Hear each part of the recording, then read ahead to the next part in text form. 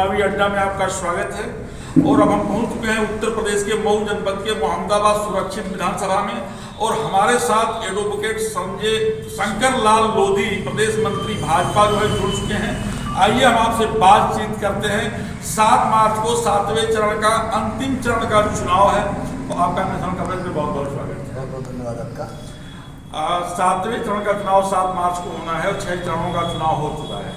आपको क्या लगता है कि आप 10 मार्च को जो रिजल्ट आएगा वो किसके पक्ष में? 10 मार्च को जो रिजल्ट आएगा ये 7वें चरण का चुनाव सबसे निर्णायक होगा और ये सर्वाधिक सीटें जीत करके देगा हमको, और हम पूर्ण बहुमत में 300 पार करके हम अपने उत्तर प्रदेश में माननीय योगी जी को सरकार में पहुँचाएंगे। ऐसा संकल्प है और ऐसा रुझान है पूरा 55 सीटें ही 7वें चरण में है। शेष सीटों की अगर चर्चा करें तो आपको क्या लगता है अब तक जो है जो 6 चरण का चुनाव हुआ है आप बहुमत में पहुंचे हैं कि नहीं पहुंचे हैं? हम 275 पहुँच चुके हैं जी। अब तक 275 पहुँच चुके हैं। बाकी अब इधर से कितना आप देते हैं ये तय होगा इस पर, लेकिन निश्चित रूप से जो 54 सीटें हैं इनमें से भी हम 44 सीटें लेकर के जीत करके हम माननीय योगी जी को सरकार में पहुंचाने का काम करेंगे। पूर्वांचल की बात अगर हम करें तो पूर्वांचल में 165 विधानसभाएं हैं और 165 विधानसभाएं में 2 वीवीआईपी व्यक्ति, बनारस से हमारे प्रधानमंत्री माननीय नरेंद्र मोदी जी और गोरखपुर से योगी आदित्यनाथ जी महाराज जो उत्तर प्रदेश के मुख्यमंत्री हैं, तो 165 में कितनी सीटें आप पाने की उम्मीद रखते हैं? देखिए ऐसा है, मोदी जी का डमरू बज रहा है काशी जी में, और शंख बज रहा है योगी जी का। तो ये शंख और जो डमरू बज रहा है तो जितनी जो असुरी शक्तियाँ हैं वो टिकने वाली नहीं है, और इस नाते 165 सीटों में 135 सीटें जीत करके हम यहाँ से बात बनाएंगे। और पीछे से जो बढ़त है, हम यहाँ किसी को टिकने टिकाने देने का काम नहीं है। पूरी ताकत से भारतीय जनता पार्टी जीत करके आ रही है और इसमें कोई संशय नहीं है। जनता बोल रही नीचे से, आम जन बोल रहा है जिनको लाभ मिला है। और मैं तो आज लखनऊ से यहाँ तक आया, अगर चाय पीते हुआ आया तो चाय छलकी नहीं है साहब, ये योगी जी की देन है कि पूर्वांचल को जो सौगात दी उन्होंने पूर्वांचल एक्सप्रेस वे बना करके। मैं समझता हूँ कि यहाँ की तीखा सवाल, यहाँ से महज 20 किलोमीटर दूर आजमगढ़, जहाँ से कभी सूबे के मुख्यमंत्री रहे मुलायम सिंह यादव सांसद हुए, तो कभी सूबे के मुख्यमंत्री रहे अखिलेश यादव जी वर्तमान में भी वहाँ से सांसद हैं। ये बड़ा वीआईपी मंडल है, आजमगढ़ मंडल बहुत वीआईपी मंडल है। यहाँ से जो है 7 सीटें बलिया से आती हैं, 4 सीटें मऊ से आती हैं और 10 सीटें आजमगढ़ से आती हैं, और ये एकदम वीवीआईपी सीट है। उस वीवीआईपी मंडल में आप कैसे छेद पाएंगे, भेद कैसे लगा पाएंगे? देखिए साहब, ऐसा है कि कोई भी वीआईपी हो या सामान्य सीटें हो, जब जनता मन बना लेती है, जनता रुख कर लेती है, और जनता जैसे राम मंदिर का जो रावण का जो दमन करने के लिए बानर और रीछ और वनवासी निकल पड़े थे, वैसे जनता निकल पड़ी है योगी और मोदी जी के साथ।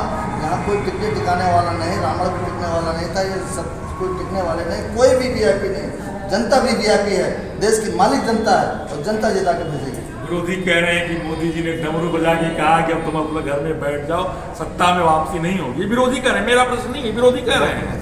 देखिए विरोधी ये कह रहे हैं, लेकिन आपको मालूम हो शंकर जी का तांडव जब होता है तो पहले डमरू बजता है, उसके बाद तांडव होता है और फिर सृजन होता है, और इस सृजन का संकेत है और सृजन होने जा रहा है उत्तर प्रदेश में।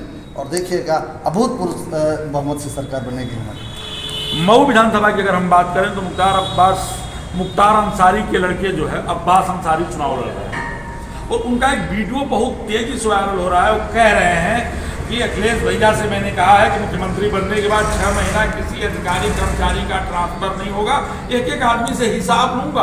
वो किस तरह के हिसाब की बात कर रहा है? अब ये देखिए उनकी फितरत है, पहले वो लोगों से आम जनता को परेशान करते थे, अब अधिकारियों को परेशान करने की बात कर रहे हैं। जिन अधिकारियों ने, जो अधिकारी यहाँ पर काम कर रहे हैं, सरकार के अधिकारी हैं, वो चाहे ये सरकार रहे या वो सरकार रहे, अधिकारी रहता है।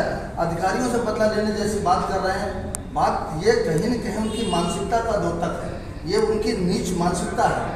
किस अधिकारी से बदला लेंगे? वो सरकार में आने नहीं जा रहे हैं, सरकार से बाहर सरकार में उनको जीत के आना नहीं है, बदला लेने की बात नहीं। लेकिन ये चीज़ जो मानसिकता है, ये दूषित मानसिकता प्रदर्शित करती है, और इसका जवाब और जनता ने समझ लिया है कि ये क्या बोल रहे हैं। इस बार किसानों के कर्ज माफी का मामला जो है बीजेपी ने अपने एजेंडे में नहीं रखा। देखिए साहब, ऐसा है कि किसानों का कर्जा भी माफ, बिजली भी माफ, और किसानों को वो सम्मान निधि भी देना, और नहीं है तो सरकार बनने के बाद जो किसान के हितों में होगा, प्राथमिकता हमारे। हम आपको थोड़ा सा दिल्ली की राजनीति में ले चलेंगे, केंद्रीय राजनीति में ले चलेंगे। 1 साल तक लगातार किसान आंदोलन होता रहा। प्रधानमंत्री 1 साल बाद जो है बिल को वापस लेते हैं, कहते हैं मैं किसानों को समझा नहीं पाया। आखिर चुनाव को देख करके किसानों को समझा नहीं पाए या उनके समझ में आ गया कि बिल वापस ले लें? दोनों बातें नहीं हैं। इसमें बात इतनी थी कि ये आंदोलन कैसे खत्म हो। ये आंदोलन जो प्रायोजित आंदोलन चल रहा था और लोग नहीं मान रहे थे। आम किसान ना उस आंदोलन में था और ना आम किसान को आंदोलन से कोई वास्ता था। जो प्रायोजित कार्यक्रम चल रहा था, आज भी वो प्रायोजित कार्यक्रम लोगों का चलने की कोशिश में है। तो ऐसे लोगों के मंसूबों को रोकने के लिए, और पुनः देखिएगा सरकार आने के बाद, यहाँ उत्तर प्रदेश में सरकार बनने के बाद किसान के हितों की चिंता करते हुए किसानों से संवाद करते और किसानों के साथ बैठ करके बातचीत करके उनके हितों के लिए। मऊ की एक सीट एकदम प्रतिष्ठापरक सीट हो गई है, मोहम्मदाबाद, जहां से बिहार के महामहिम फागू चौहान जी के लड़के रामविलास जी चुनाव लड़ रहे हैं। देखिए साहब, ऐसा है तो चुनाव लड़ना सबका अधिकार है और चुनाव लड़ने से लेकिन बीजेपी के लिए बहुत प्रतिष्ठापरक सीट है। बगावत का सामना हो रहा है। पिछले 10 सालों से लगातार जनता के बीच में काम कर रहे हैं। भरत भैया का टिकट कटा है, भरत भैया जनता के बीच में गए हैं और वीआईपी पार्टी से चुनाव लड़ रहे हैं। क्या वहां बगावत का सामना बीजेपी को करना पड़ेगा? देखिए साहब, ऐसा है कि बगावत का सामना कोई करना वरना नहीं पड़ेगा। पार्टी के साथ, भारतीय जनता पार्टी के साथ मैंने एक बात कही कि हमारे देश की जनता, प्रदेश की जनता और जनता को जो ख्याल रखने का काम, जिस तरह से काम करने का काम किया गया है, इन नेताओं के प्रभाव। पिछली बार तो विकास के मुद्दे पर चुनाव लड़ा गया, इस बार पूरे प्रदेश में भारतीय जनता पार्टी किस मुद्दे पर चुनाव लड़ रही है? विकास किया है इस मुद्दे पर, पहले विकास करेंगे इस मुद्दे पर लड़े थे, हमने विकास किया है। और ये एक्सप्रेस वे से आया हूँ, मैं तो देख के आया हूँ साहब, और इसके लिए कोई एविडेंस की आवश्यकता नहीं। और तमाम काम दिख रहे हैं, चाहे शौचालय हो, चाहे मकान हो, चाहे व्यवसाय के लिए लोन हो, चाहे किसानों के और कन्याओं के लिए तमाम जो काम किए गए हैं वो अभूतपूर्व काम किए गए हैं। अंतिम सवाल मैं आपसे करूंगा, मोहम्मदाबाद विधानसभा में जब तक यह विधानसभा सृजित हुई है, मोहम्मदाबाद विधानसभा से जिस दल का विधायक होता है उस दल की ही सरकार प्रदेश में बनती है। आप पूनम सरोज के लिए क्या संदेश देना चाहेंगे? बहुत बड़े बहुमत से जीत रही हैं और जिस प्रचंड बहुमत से जीत रहे हैं उसी प्रचंड बहुमत से प्रदेश में सरकार बनने जा रही है।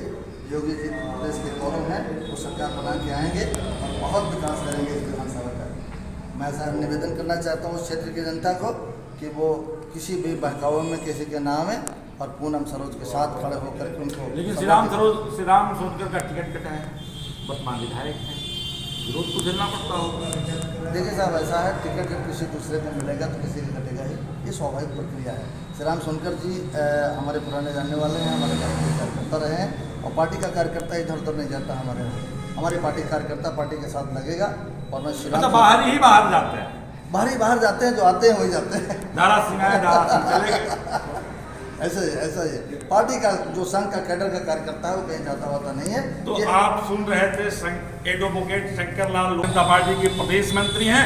आपका स्पष्ट कहना था कि पूनम सरोज भारी मतों से चुनाव जीत रही हैं और जितने भारी मतों से मोहम्मदाबाद से वो चुनाव जीत रही हैं उतने भारी बहुमत से प्रदेश में सरकार बन रही है। मुरली मनोहर के साथ प्रिंस की खास रिपोर्ट।